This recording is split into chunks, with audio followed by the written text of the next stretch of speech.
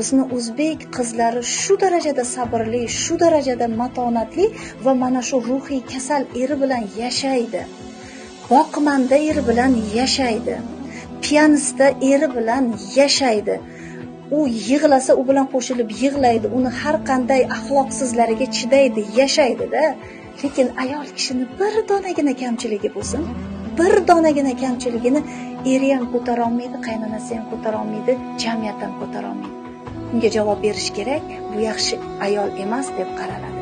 Lekin erkak kishining axloqsizliklari bilan yashayotgan qancha ayollar bor? Shu narsaga ko'nikib yashayotgan qancha o'zbek ayollari bor? Sabrga teng keladigan darajada o'zbek ayollari bor va bunga tabiiy qaraladi. Ayol kishi bo'lgandan keyin yashaydi-da deb qaraladi. Lekin erkak kishi matonatli, birorta ruhiy kasal ayol bilan yashagan erkakni hali ko'rmadim. Lekin menda shunaqa tanishlarim